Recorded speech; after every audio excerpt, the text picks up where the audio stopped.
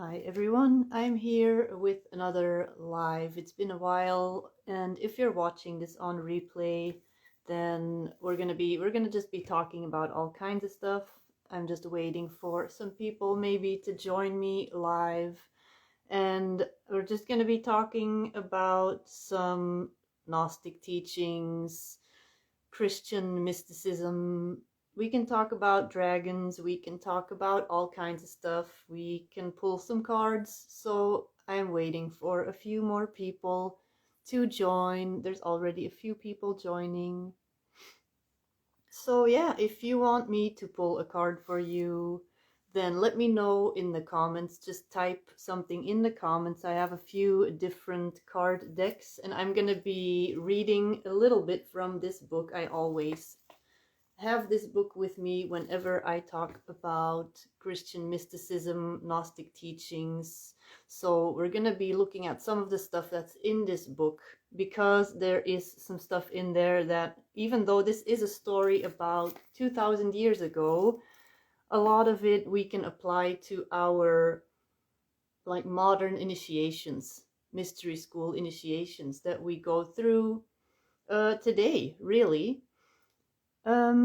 The Libra Soul Sisters. I would love a card, and I feel dragon cards are gonna be good for you. That's what immediately, oops, and there's one that comes falling out right away.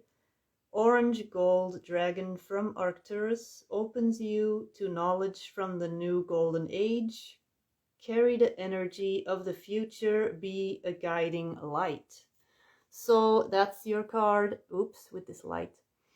So yeah, that's pretty straightforward, opens you to the knowledge. And also, I read a post today by somebody that said 2024 is officially the beginning of the new golden age, so that we're going to be experiencing more accelerated ascension symptoms, manifestation, but also releasing of dense emotions, amplified emotions, that we're going to be experiencing a lot of that stuff. So yeah, let me see. Sharay 63. I hope I said that right. I feel that you need a moon card from the Moonology deck. So let's see what this has to say. So how is everybody doing? Let me know what's been coming up for you now in the last couple of weeks. What's been happening? I did a Golden Dragon timeline reading, so where I looked at the energies for the first couple of months, really, of the year. And there's a lot of releasing, there's a lot of manifesting. So let me know what's been going on. So I have two cards, accidentally pulled two cards for you. That came out together, so they need to go together. Believe in the impossible, and a new start is coming. So believe in the impossible, and a new start is coming, so they go well together. So I hope that this resonates, that you know what this is about for you. So let's see. Olga says, I would love to receive some guidance from the guides. I'm gonna pull an angel card for you. That's what immediately came through. Let's see. Two cards for you. Archangel Michael, which is not a surprise. You are safe. I am protecting you against lower energies and guarding you, your loved ones, and home. And this card has been coming up for a lot of people lately when I work with these cards. Leadership, Archangel Gabriel. It is time for you to assume your leadership power and position and lovingly guide others. So that's what is coming up for you. So yeah, amazing, powerful energy these weeks. Yeah, it's really been intense. There's a lot, I feel, of just everything coming up. There is a lot of positive emotions coming up, a lot of negative, just a lot of intense emotions that need to be released, I feel, are coming up. And that brings me to a few things in this book that I want to share with you, that I'm going to get into. If you have questions, keep posting them in the comments, keep writing them, and I will scroll in a little bit. I'll go and look. And if you want a card, I'll go and look in a little bit. First, I want to share a few things with you from this book. And if you're joining now, I will pull more cards later. First, we're going to dive into a few paragraphs from this book, Anna, Grandmother of Jesus, which is like my favorite channeled transmission, because it resonates with a lot of my own past life memories from my own Essene lifetime. So what this book here says is, while you may perceive tribulations as unpleasant, even dangerous, the opportunity for expansion and empowerment of consciousness is greatly enhanced. Although the painful growth experiences of human life may seem unbearable on a personal level, the end result fulfills a benevolent creator's desire for ever-expanding personal growth. As you are learning, the ultimate purpose of life is to know itself as love. And you may wonder, how can I get to know myself as love? Through suffering, through constantly being put through these initiations, constantly being tested, constantly having to prove myself to God. It seems like you always have to do something else and do something else, and prove yourself again and again. But that reminds me of something that I posted a few days ago. And this is really a typical Gnostic Essene teaching. It is, are you only going to be devoted to Mother, Father, God when everything is working out for you? When things are easy? Are those the times? Then it's easy to follow God. It is easy to say, oh, I am so happy with my spirituality. But is it still easy when you are being confronted with things that are not easy in your life? How deep is your devotion to what you believe? And that is why, when it comes down to it, I saw a meme a few days ago. You can have all the crystals, the cards, all the stuff, and you can feel very spiritual. But do you have the connection within? Do you have your connection to your inner kingdom of heaven? We're going to get into that in a little bit, the whole concept kingdom of heaven. Do you have that connection? Let me know in the comments, what is your thing that you do that you don't need anything for? It can be breath work, it can be meditation, walking in nature. What do you do to really seek that connection to God, source, creator, whatever name you want to use? What do you do? What is very powerful, I find, for me, but that doesn't mean that you have to do that, of course, is Aramaic mantras, prayer, or Hebrew prayers and mantras, because they have a certain frequency, and that is the language that was spoken by Yeshua, Jesus, Mother Mary, Mary Magdalene, all these people surrounding Jesus. They spoke in this language. And for instance, the Lord's Prayer was channeled by Jesus. So you are then working with a frequency, a sound frequency, a healing sound frequency that can immediately shift your energy. And then you have something inside of you that you can always use to find your connection to God. So that is what the Essenes did. They would use breath work. They would use their body. Their body was the temple. And I'm going to get into that in a little bit because I'm getting sidetracked. Let me see what people are saying. Yes. Major transition, a lot of release as well as empowering as things are released. Yes. And we're going to keep going through these shifts. And it's not that these shifts are going to get easier or the confrontations are going to get less intense. It is that we are going to become better at navigating what comes. We're going to be more flexible. We're going to have more tools to navigate the stuff that we are confronted with, I feel.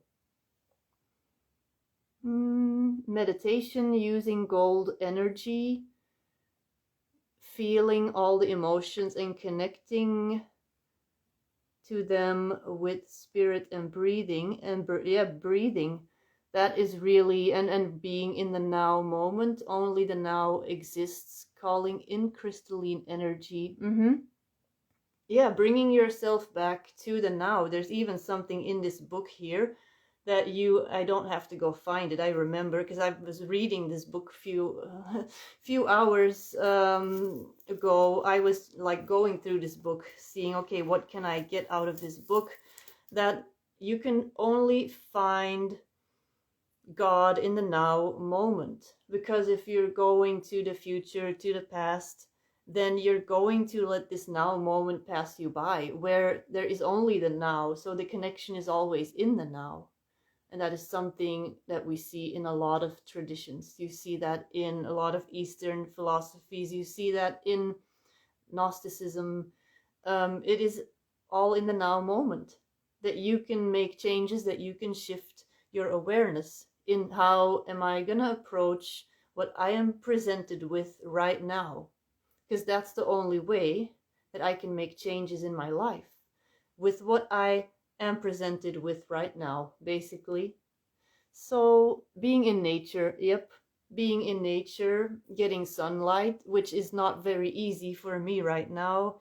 Where I am, there is not that much sunlight, so I'm really looking forward to more sunlight. But it's, in stuff like breath work, stuff like just being in the now moment, meditation, stuff like that, reading books that bring you to yourself, that bring you to your soul, stuff like that. So let me go to the next part that I wanted to share with you, that I want to read to you.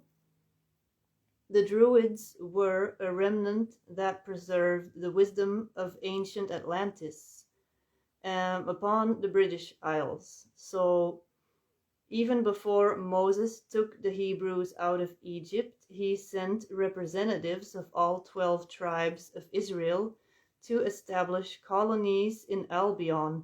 Albion is also an old name for Britain, basically. So there are a lot of Britain had also received some of the lost tribes of Israel during the Assyrian and Babylonian captivities. And a lot of the Hebrews had kind of merged with the Celts. So there is a lot of overlap.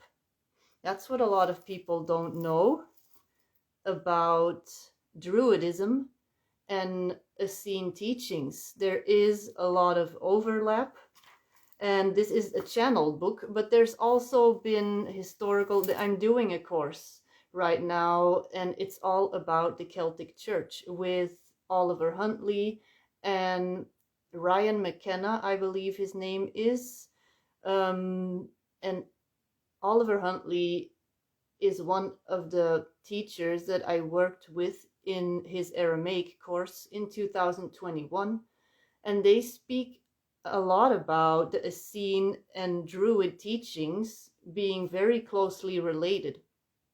And Jesus also traveled to Britain multiple times. He traveled to India. So a lot of the Eastern philosophies, a lot of pagan traditions are more closely connected to true Christianity than Roman Christianity is connected to the actual teachings of Jesus. Let me see. I use prayer and crochet to still my mind and reconnect to soul presence. Yeah, I used to crochet a lot, but then I stopped. But I should I always tell myself I want to start again, but then I get distracted with other stuff. Being in nature, meditation, music. This book is called Anna, Grandmother of Jesus. This is what it looks like. My book looks like it's been through some kind of a war, but it's a very good book. It's one of my favorite books. It is my favorite book probably because it activated a lot for me, confirmed a lot of stuff for me that I already saw in my own Akashic records. This book confirmed a lot of stuff about what I felt was true. I would love to join the Celtic Church teachings. I'm currently learning Gaelic, Irish, and have roots there. Yeah, and that's another thing. There's a lot of words apparently in both Scottish, Gaelic, and Irish that are connected to Aramaic. Aramaic is the language that Jesus spoke because there were a lot of people that were traveling. There was a lot of travel going on in between those two regions. And that's something that I didn't prepare for today, but Merlin, you all know who Merlin is, the magician, of course. According to this book, he is Jesus's uncle. And he traveled to Great Britain during the times when Jesus was also traveling to Great Britain, and he decided to stay there. And he was an Essene initiate. He was a priest, basically, an Essene priest. But let me just continue. I have a few more things, and then I'm gonna pull some more cards for you if you want. But these are things that I feel are really relevant to what's going on today. After a time of solitude, cleansing, and fasting, Yeshua and Mary Magdalene gathered their support team that you call the 12 disciples. However, it has been removed from your records that these 12 men also had female counterparts. As I indicated earlier, after their return from the Orient, these companions who had been preparing for their work with Yeshua began to find their appropriate mates who could provide the required feminine balance that Yeshua and Mary Magdalene insisted upon having. So the original Christ teachings are all speaking of a harmonious balance in masculine and feminine energies. And this is not the only book that talks about that. There's also the Dolores Cannon book, Jesus and the Essenes, which speaks about a mentor in the Qumran community, because there's two different Essene communities. And in that community, there is one of Jesus's mentors who said that there has to be a perfect balance. There has to be feminine, masculine balance for the teachings to be passed on in a balanced, harmonious way. That is the only way that the teachings can be passed on. Because now, of course, when you look at the church now, Roman Catholicism, it is very masculine. It is very worshipy. You have to worship the Father, and the Mother is forgotten. It is just erased. The body is erased. Nature is erased. It is all about the mind. It is all about higher energies. And there can be no balance. There needs to be a balance between masculine and feminine energies if you want to really anchor in a lot of these changes. And now we are seeing that there is a return of feminine energies on the planet, and that is why you're seeing such rapid manifestation in the physical realm taking place, that things are changing around you, because now people are anchoring in more of these shifts because they are more in touch with the feminine energy of the planet, which is all about embodying certain things. So that's what's been my experience. That's what I've been observing. Let me go to the next part that I wanted to share with you. No, something else that I almost forgot, because I made a few extra notes here about this 12, this number 12. So the idea of the 12 disciples in Roman times, because obviously Jesus had many more disciples. He had hundreds of followers.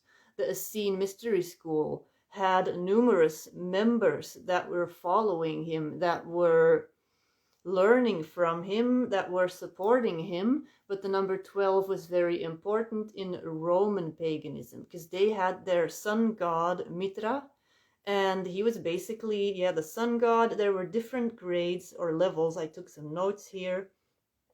And he surrounded himself, Mitra, with 12 disciples or followers. So that probably influenced this image of Jesus in early Roman Christianity, because you have to pay attention to what I'm saying. I'm going to be talking about early Christianity and early Roman Christianity, which are two very different things. Early Christianity is connected to paganism, is connected to Buddhism, has reincarnation in it, talks about Akashic records. And early Roman Christianity is where they started blending it with stuff like their sun god Mitra, who had his 12 disciples. And then later, that became Jesus and the 12 disciples.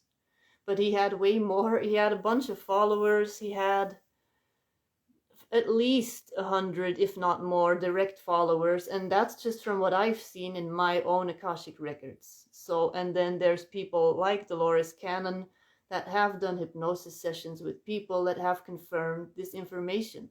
So, yeah, let me see. What else did I have in here that I really wanted to share? And after that, I'm gonna look at the comments. Yes, okay.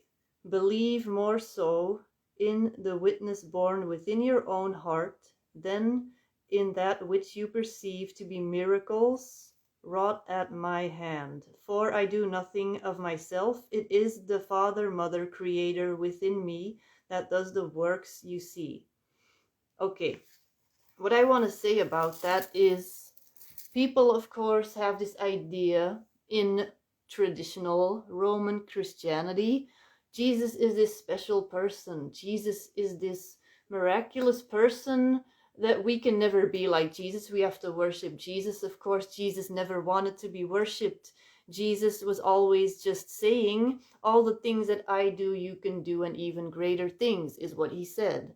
Which means I can be the channel for God. You have God within you, so you can be the channel for God. I am here to show you the way. I am here to show you that what I do, you can do, and even greater things. This is what all the Essenes were saying. This is why they were all crucified in 76 AD, because they were basically saying, you don't need a middleman. You don't need a church. You have God within you. And I'm going to get into that in a little bit because I have some more notes. Let me just go to the comments first and see if anybody said anything.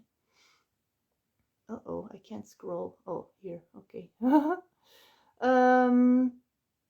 I didn't know there was a connection to Irish and Aramaic. Yeah, I don't think there's much information about it online. I heard about it, I believe, I could be wrong, from my Aramaic mentor that I took the Aramaic course with 2 years ago, Dale Allen Hoffman. I believe he's the one that actually said something about that. There is not that much information. I would also love to dive into that more. Can you tell me the name of the book? Oh, yes. It is Anna, Grandmother of Jesus. Yes, Anna, Grandmother of Jesus. There's also, oops, I lost one of my papers. Okay. There's also a second book, and it's called Anna, the Voice of the Magdalens, which is about their journey to France and later England. So this is all about their life in Israel. It's about how they had to run away to Egypt. And then the second book is all about what happens with the family after Jesus is crucified and they go to France. And then after that, they go to England during Roman occupation. So let me go to the next thing that I wanted to share. What I now offer you is a model or paradigm from which to view Yeshua's and your initiations. While being in the midst of chaotic planetary crucifixion and resurrection, which is also going to be the title of this video, Modern Day Crucifixion and Resurrection. My intention is to shake old, limiting thought forms and to awaken more coherent, self-empowering, and loving ways to be in relationship with your Creator, yourself, and your neighbors. Today's ascension process that brings about global patterns of coherency or unity does not require going behind walls or taking prolonged sanctuary with master teachers, as we did in the old paradigm. Mother Earth and your life is your empowerment school. You have all kinds of support available to help you attain your self-mastery. There is the loving support of your ascending Earth Mother, awakening peers, books, seminars, alternative healing modalities, and a broad synthesis of what works, distilled from many spiritual paths. There is also assistance to be received from the incoming children who bring their immense love and mastery to the earth plane. Although unseen, you may also receive guidance from ascended masters and angels. This is going to go on for a while, but this is good, so be patient. Your experiences will most likely be different from Yeshua's. So the initiations, what she's talking about, with him being nailed to a cross, but they are similar. Before we explore this further, let me offer a fuller explanation of what I mean by initiation. An initiation is that inner directed experience that takes you over the threshold of irreversible change. In the initiations of resurrection and ascension, your former limited identity transforms into a more expansive awareness of inherent potential. This is illustrated in the transformational initiatory process demonstrated by the butterfly that emerges into a new life. Now, we've all seen the memes, of course. We've all seen the memes of this cocoon, and you're coming out of this cocoon and you are this butterfly. So what all of this stuff means is that life is basically a modern day mystery school. You're not going to go through all these crazy physical initiations anymore, like Jesus and many other initiates within the Essene mystery school. They had tests where they had to go into nature, spend a few days there, and they would start hallucinating. They would start they would be faced with their own limitations, their own mental belief systems. This stuff is programmed in our daily life now. We have stuff in our soul contracts that we put in place to awaken, to further awaken. We have obstacles that our soul has put in place that serve as modern day mystery school initiations. And I've written about this in several blogs. This is what I do with people in one-on-one mentorship. People that go through a divorce, a death of a family member, another tragic event, that have cancer, all kinds of stuff. These are your initiations, because how are you going to face these initiations? And that's what I mean. Is your spirituality stable enough to then face the challenges? Or is it going to be fragile? And are you going to be like, oh, it doesn't work. It doesn't work because this happened to me, so it must not work.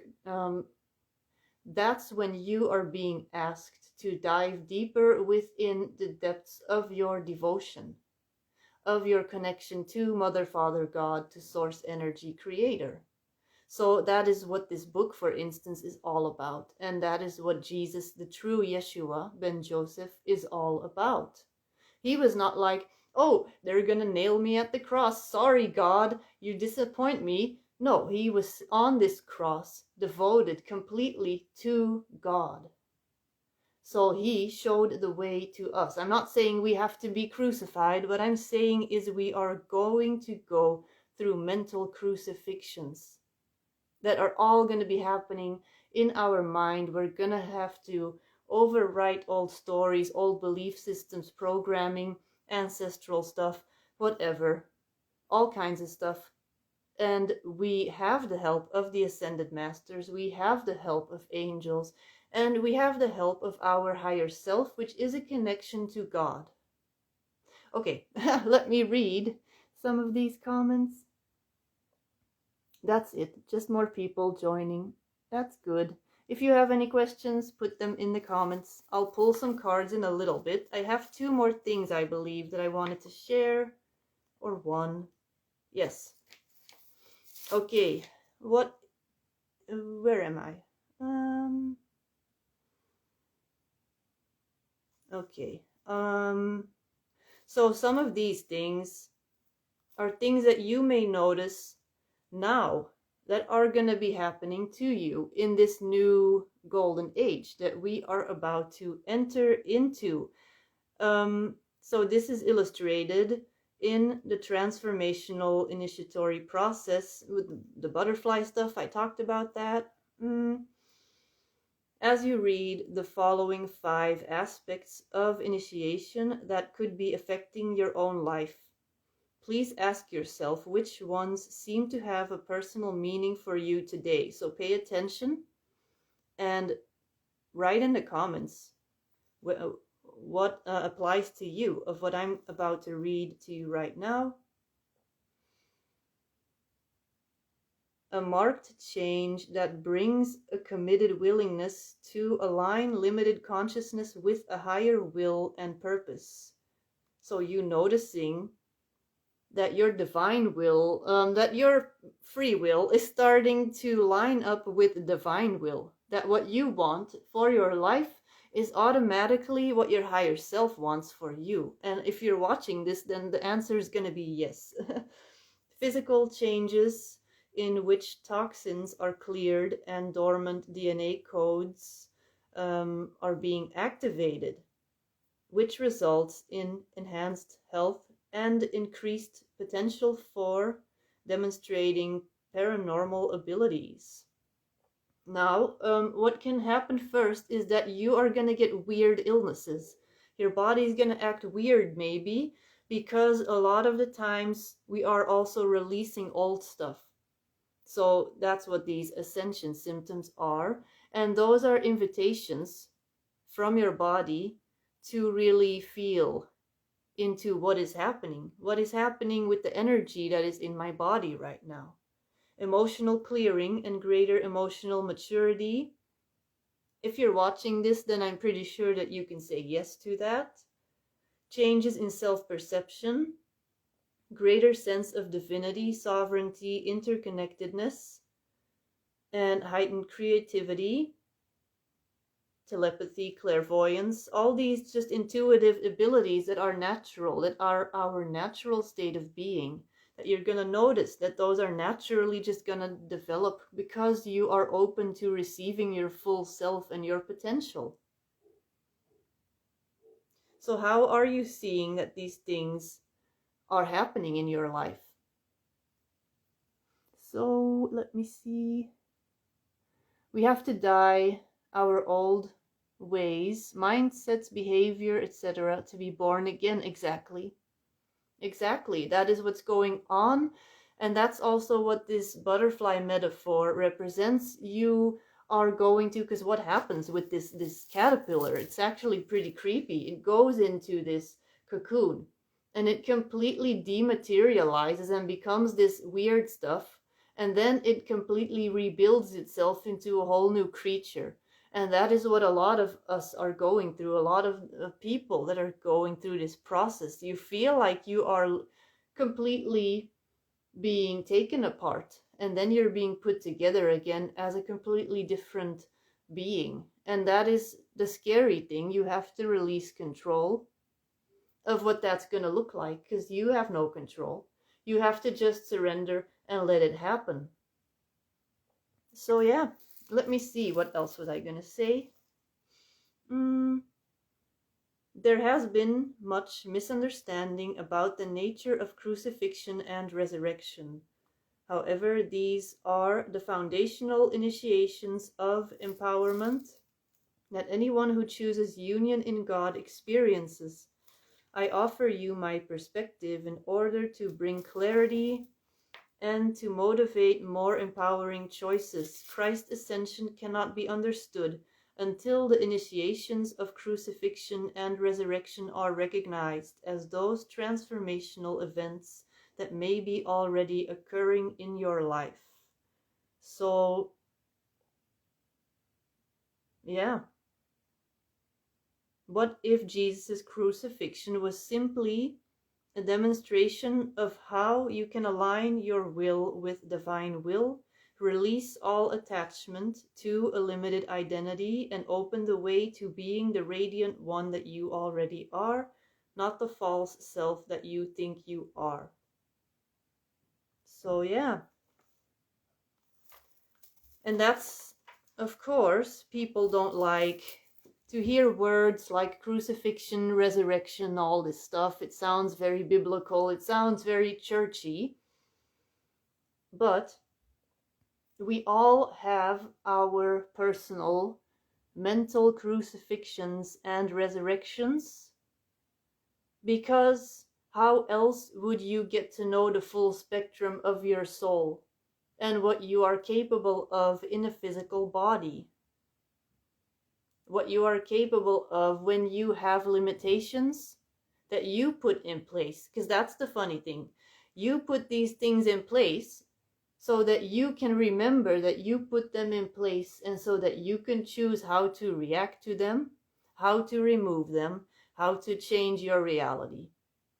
And I'm not saying that it's going to be easy, because you will know, some of you will know that I have quite some challenges in my life and have had some challenges, but it's all about how am I going to respond. And I can definitely say that without these challenges, I would not be sitting here recording this video answering your questions today, because I was pushed to go deeper within so that I could see what Jesus said, that what I can do, you can do, and even greater things, which is what I tell every single one of my coaching clients, people that I work with. I'm nobody special. I'm just like you. I'm telling you all the things that you can do. Nobody's gonna do this for you. I can just tell you what I did, and you can do the same. That's basically what it is. Let me see. What are the comments? I feel very intuitive when I'm working with my tarot. I feel more connected. Because the tarot, and that's the thing, of course, in traditional Christianity, they'll say, oh, you cannot work with cards because then you are doing the devil's work, which is not true, of course, because are the cards in itself God? Are they the precious answers from God? No. They are the channel, they are a tool that you use to connect to God. The message is coming through you. You are just using them to help you connect. Do you need them? No. Is it nice to use them? Yes. And it's a way for you to just enhance the connection that is already within you. So yeah. The physical body is clearing so much. We're clearing and have physical sickness symptoms to be able to hold more light. Especially the children are being activated and clearing too. Yeah, like look at all these kids that are constantly having colds. They go to school, one kid gets a cold, and suddenly 20 kids all have a cold. And it's like, oh my God, all these kids, they all have like runny noses. What's going on at this school? But it's probably also energy. It is energy clearing collectively, because these kids are all in the same classroom. And you could say, yes, it's bugs, it is germs, all this stuff. But you have to have a receptive energy that is open to the physical manifestation of a certain disease if you are going to be developing that disease. I know that people don't like to hear that, but everything is energy. So illness is basically energy that has compressed completely into a dense physical manifestation.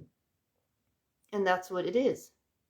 And the shamans knew this, pagans knew this, the Essenes knew this. People knew this. And of course, we have become so detached from this ancient knowledge that we think it's crazy when somebody tells us that and they say, oh, it's all New Age stuff. What are you talking about with this New Age stuff? When this was just common knowledge in ancient times. So yeah, one more little thing that I wanted to share, and after that I will pull some cards if you want, and if you have more questions you can always put them in the comments. Anything that has to do with Gnostic teachings, anything that you are curious about when it comes to early Christianity, Gnosticism, the languages of Hebrew and Aramaic, Mary Magdalene, the feminine in Christianity, all of that stuff. Or if you just want a card, if you want good book recommendations, whatever. So this is what I wanted to share with you.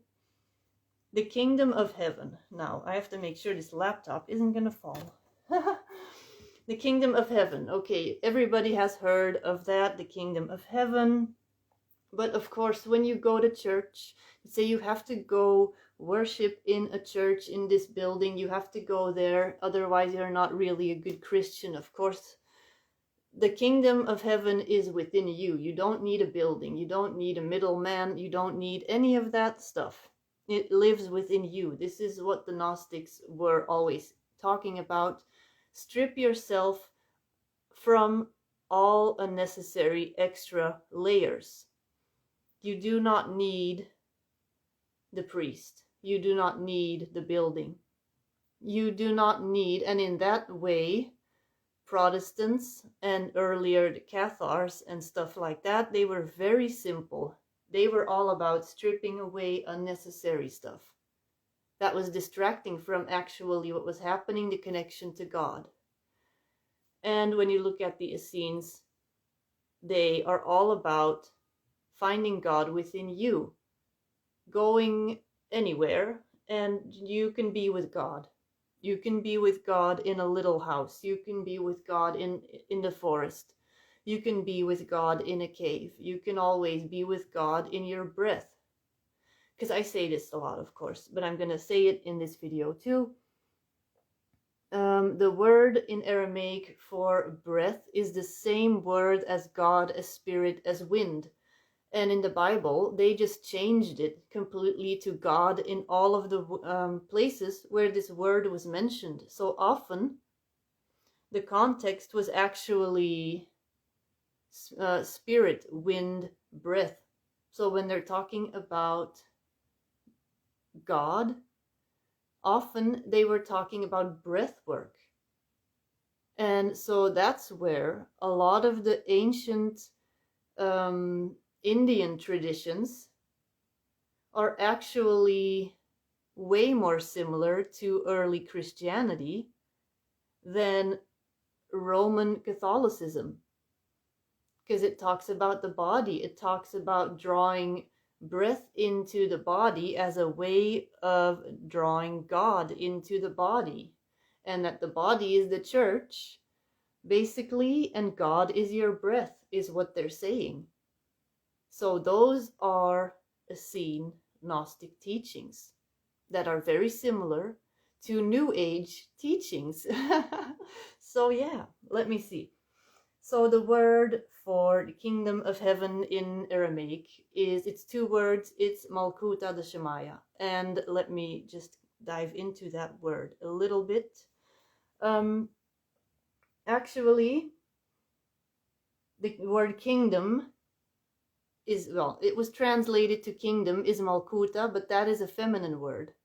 So it's supposed to be the queendom of heaven, and the Shemaya means heaven.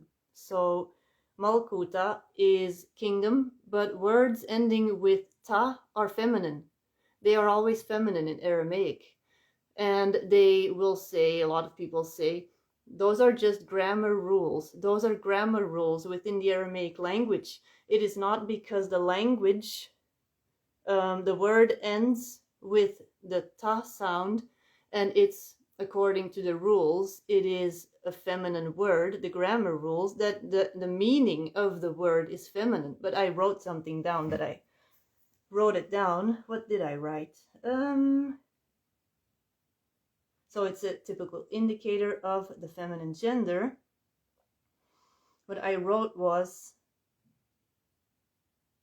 yeah, because it's a grammar rule, and some people will say that doesn't mean that the nature of God is feminine, or of the kingdom of God, that it's supposed to, and it's queendom. And my opinion is a language that is alive in such a way that one word can have 4 different meanings. I'm gonna refer back to the word, it's called sluta in Aramaic, and that is breath, wind, God, spirit. One word that has 4 different meanings, like there's no way that a word that has 4 different meanings and is able to be misinterpreted in the Bible in so many places, because it is so complex and nuanced and precise in its description. The language is so precise in its description of words and wanting to give an emotionally accurate meaning to its words, it would not accidentally use feminine grammar rules for a masculine energy word. That makes no sense. That makes no sense. So, of course, these are masculine scholars that came up with this explanation. Anyway, so yeah. Let me see. What have you been writing? Exactly. Yes, exactly. So if anybody has any questions, let me know. If anybody wants a card, I have a few different card decks here. I have the Moonology deck, I have Dragon cards, I have a Lemurian deck, I have Spirit Animal cards, and I have Angel cards.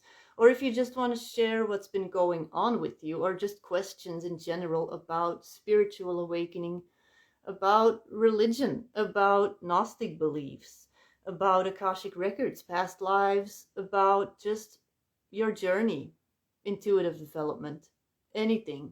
Just put them in the comments, type them in the comments. Fit to journey. I would love a card. And I'm feeling spirit animals. Let me see.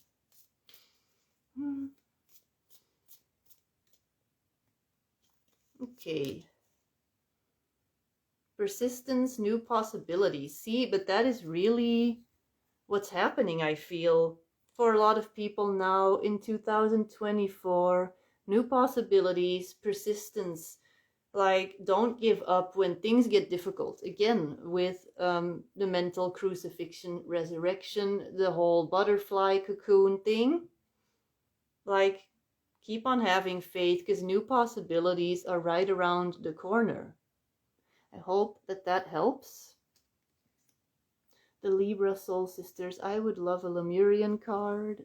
Okay, these are some of my favorite cards to use, but they're just kind of big, which is not that convenient, but they are nice.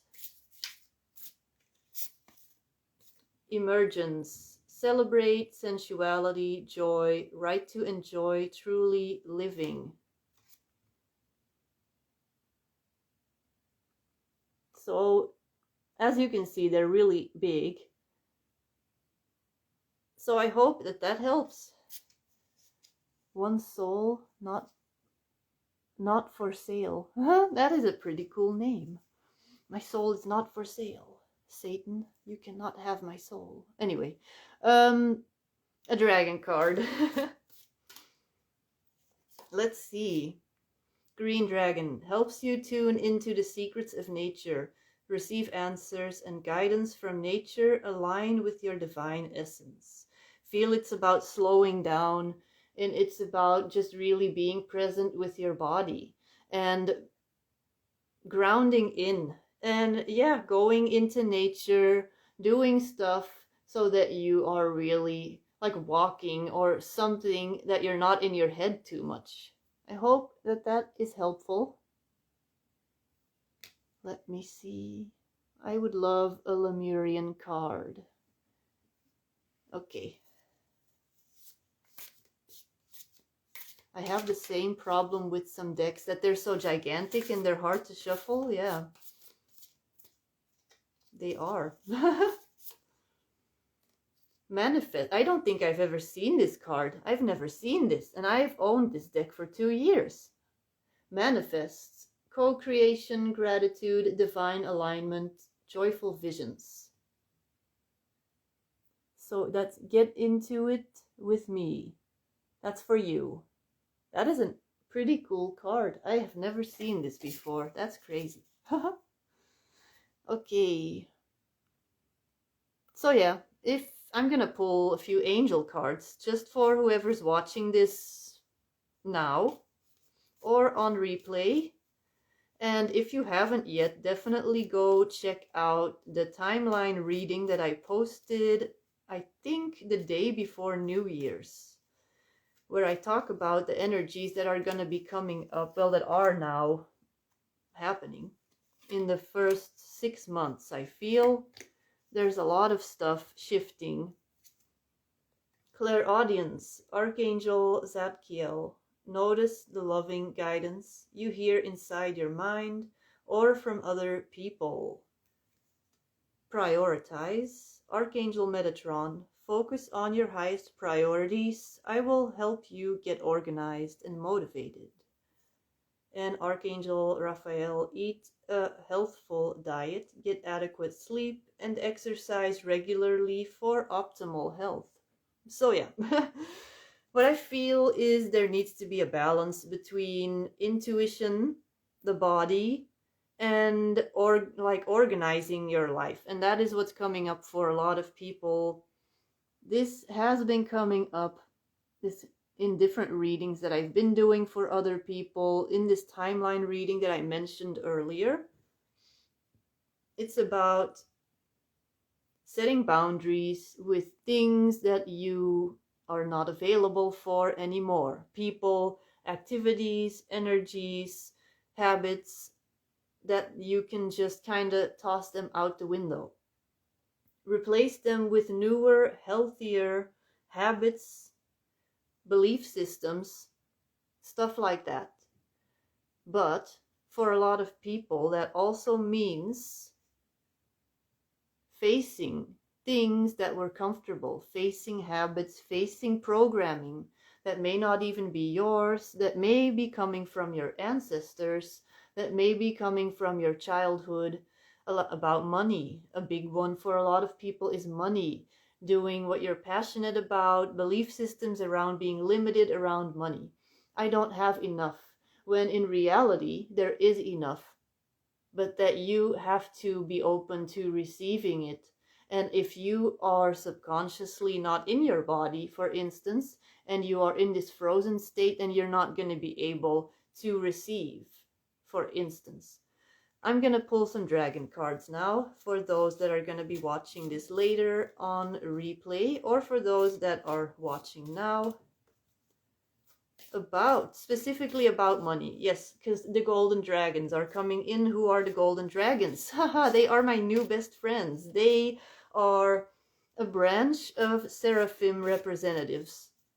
And I should have known that they were going to hijack this, because they hijack everything I do lately. They also assisted me with the timeline reading. So they are all about burning down illusions, old stories, and they are all about illuminating. What is your truth? What is your connection to God?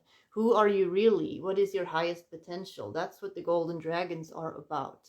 So golden orange dragon expands your light for ascension. Be a peaceful warrior. Help those in need and remember your magnificence.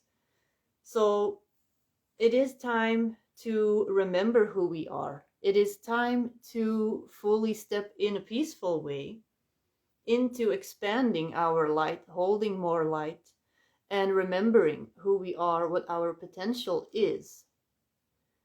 Dragon leaders of the new golden age, Chris says. Chris is my dragon buddy, everybody. She's my dragon friend. Okay, earth and water dragon. Creates the foundation for new growth. A fresh start is coming with new opportunities, nurture your ideas, and harvest the abundance. So this is about balance. It's all about the balance again, physical and emotional. I feel water is emotions. The earth is all about manifesting into the material realm. So controlling your emotions means that you will be able to manifest quicker. This does not mean dismiss your emotions, because that is something that I'm not saying control in the sense of try to grab onto it and have it under control. Control your emotions means allow for it to happen. And I had an interesting talk about that with a friend, and I'm going to make a separate post, but I'm also going to share it here. We sometimes, because we've been taught by society, by our parents, don't cry, don't this, don't that, don't be too much, don't be intense, don't exaggerate with your emotions. So we learn to push down emotions, to not feel emotions, when all emotions are valid. All emotions, even the uncomfortable ones, are teachers. Your tears are your teachers. So if you feel anger, if you feel sadness, oh, I'm not going to do that. I'm going to distract myself. I'm going to watch Netflix. I don't want to deal with that. You can keep on doing that, but what's going to happen? Where are the emotions going to go? Because they're not going to go away. You're just pushing them down. So if we learn to accept everything, to feel everything, to let it move through us, we're going to have this foundation for new growth. You're going to be able to shift. You're going to be able to become this butterfly. You're going to be able to have new opportunities, new insights, because you're a new version of yourself. Because you have let go of old stories, old energy, and you can look at things in a new way. And therefore, also, because you're not in a frozen state, you are moving. You're letting the emotions move through you, which means that you're not stagnant, which means that you can receive the abundance that is also wanting to come to you. When we make room for new stuff to come in by releasing this old stuff. So that's what I feel that we are doing. Now, Silver Dragon illuminates your potential with higher light. And I literally just said the word illuminate with the golden dragons illuminating your potential. I said this exact thing. Access untapped resources, look into your soul, see higher possibilities.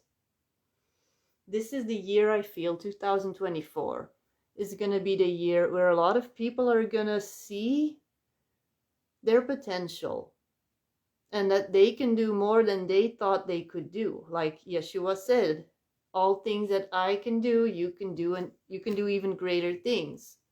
A lot of people are going to see that greater things part in 2024. They're going to see, I did not know that I could do this. I did not know that I could do this. Because a lot of the times, people don't know what they can do until they have to do it. And then all of a sudden, look at what I did. I didn't know I could do this, and then you did.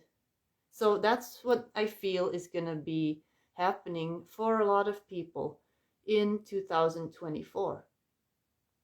So let me see. If anybody wants a card, if you just want to share the energies that have been coming up for you, I just spoke about modern day crucifixion and resurrection. If you just joined, definitely watch the replay. But I think a lot of you may already understand what I mean when I say modern crucifixion and resurrection. So feel free to share with me in the comments what that looks like for you.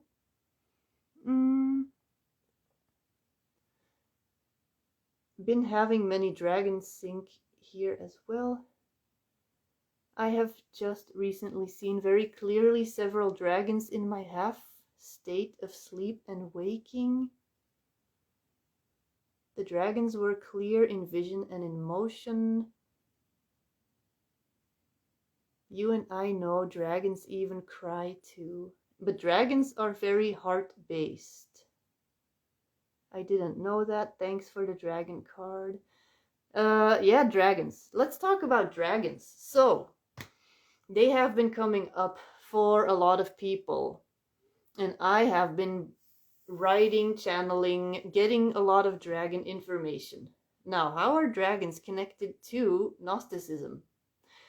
There is such a thing called the spiritual dragon knighthood that was established in Atlantis. There's not a lot of stuff known about this. I started channeling a lot of stuff about this spiritual knighthood that is connected to the dragons last year, about a year ago. I started writing it down, started getting clients in the Akashic Records readings that were connected to this Dragon Knighthood of Atlantis.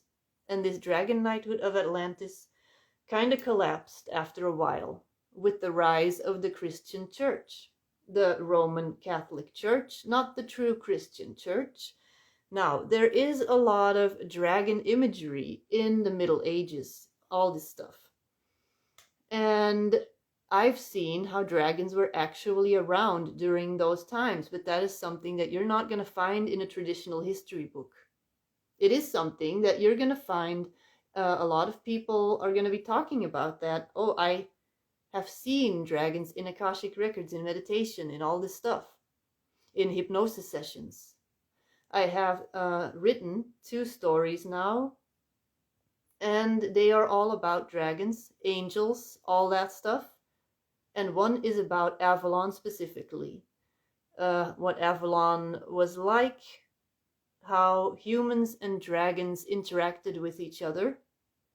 And the other story is about the Galactic War and dragons, the Lemuria and dragons being a part of Lemuria and Atlantis. And now I'm working on a story about the Middle Ages and what actually happened with the church. I'm going to take my time with that story. That's going to take a little bit longer, but if you're interested in learning about the dragons, go check out those stories. They are really affordable. They're on my website. You can go find them there, or just send me a quick message if you want to find them, if you can't immediately find them on my website. And yeah, I love dragons. Dragons are extremely powerful beings to work with, and if you have this interest in dragons, then you most likely have a dragon guide that is trying to reach out to you. So yeah, let me see. Are fairies similar to dragons? I am connected to the Tuat the Danan, and every time I feel the Fae presence, they end up turning. Yep, I actually talk about them in that story. So I talk about them. They are a tribe, for those that don't know. The Tuat the Danan are a tribe in Ireland, where our time doesn't exist, but that's a whole other rant for another video. And they are Lyran descendants, basically. They are Lyran star beings that settled in Ireland and also Atlantis, and then later came there to Ireland, and they were connected to dragons because there is a stargate in Lyra through which the dragons traveled to Earth, and they have close connections to Lyran beings. And yeah, it's really complicated to start explaining, but they do have a connection. And I've seen actually how the elven beings and the dragons, and I explain this in my story too, when you have a dragon rider and a dragon, they can somehow merge into one being when they, because back then in Avalon times, physical reality was not quite what it is now. So the merging of 2 different materials was easier than it would be now. It was a completely different energy back then. Yeah, so it's crazy. And there, of course, you're not going to find much information about that when you go check out traditional history or mythology. There's a lot of the mythological stories about the Mabinogion, for instance. I hope I pronounced that right. I always mess that up, that word. The Welsh Book of Stories, mythological stories about the Tuatha De Danann, about a lot of the Germanic stories, the stories that I grew up with in Belgium, a lot of these stories, these deities, um, that they are actually star beings. They were star beings. They were very important godlike beings from the stars. And they turned them into mythological beings, and stories kept on being told about these beings. So I want to dive into that stuff, but I have just so many things that I'm interested in, that I need time for that, and make a book, an Akashic Records encyclopedia of mythology, basically. So that's what I want to do. So if you have suggestions on stories that you grew up with, wherever you are from, your local mythology, and you're like, oh, I wonder if you go and check the Akashic Records, what actually happened. So that's the stuff that I want to start getting into in the future. Let me see. They do merge and become one, and you can feel the presence sometimes of just the rider or the dragon itself, which was confusing. Yeah, there is not much true information I feel on the dragons. It is also like what I haven't found much information that went beyond, oh yeah, dragons are elemental beings. That's it, and they can be your guides. And I was like, yeah, but there's more to it. They are very closely connected to angelic energy. To me, dragons are way more angelic than elemental. When I sense dragons, they come in like a very fiery angelic energy. They don't feel, they kind of are an elemental, but more like a celestial angelic elemental spirit that is just pure transmutation and protection and love. That's how I experienced them anyway. So yeah, if anybody has any more questions, or you want another card, I think I said everything here of my notes. And yeah, if you are interested in learning more on the Essenes, on the Christian teachings, the earliest Gnostic teachings, I do have a course. It is called Essene Teachings for the Modern Day Mystic. You can find it on my website, and there are already about 5 or 6 video modules where I talk about Jesus, about the Gnostic teachings, the stories, the actual stories, not the Bible stories. Where I talk about the people surrounding Jesus: Mary Magdalene, Mother Mary, Joseph, his father, Joseph, his uncle. He had an uncle named Joseph as well, who took him to Great Britain, to all these places. And I have guided meditations that go with each module. I have extra resources, such as the Gospel of Thomas, the Essene Gospel of Peace, different articles, channeled articles. Those are all a part of the course, and I'm going to be diving into a few more modules that I'm going to be adding to the course, where I go into the Aramaic Lord's Prayer, where I go into the Hebrew version of the Hail Mary, which can both, these prayers can be used as sound healing, they can be used as psychic protection, they can be used as quick ways to find this kingdom of God, which is the queendom we now know within yourself. Stuff like that, and where I'm gonna also really emphasize the meaning of the words, feeling the translation. It's not about just repeating something in this other language and then, oh yeah, now I know this prayer. It's about, do you understand the translation? Are you feeling the translation? What does this word mean? What do I feel? What frequency am I calling upon when I speak these words? So that's what these modules are going to be about. So yeah, let me see. Do you know about rainbow dragons? Rainbow dragons? I know there's a card in here, and one of those cards is the Rainbow Dragon card. I have not really specifically heard of rainbow dragons as their own little collective, but I can see how they would be connected to like Christ energy.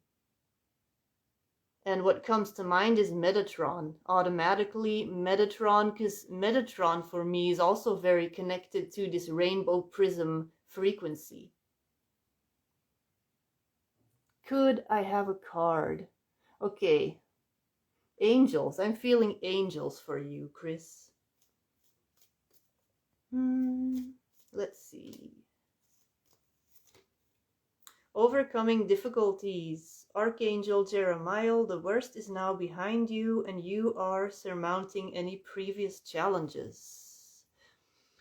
So, whatever it was that was challenging you, that was this initiation, this modern mystery school initiation, that you passed the test. Yay, you can celebrate. That the worst is now behind you, and I feel like you can like exhale. You can exhale because you did good. You did a good job. Now you're like, okay, I did a good job. Can you pull a Lemurian card? Let me pull a Lemurian card. Get into it with me. That's actually a pretty good name, the way you spelled it. That's smart. A Lemurian card. Know yourself. Meditate. Who am I? The veil is lifting, opening. That's what this looks like.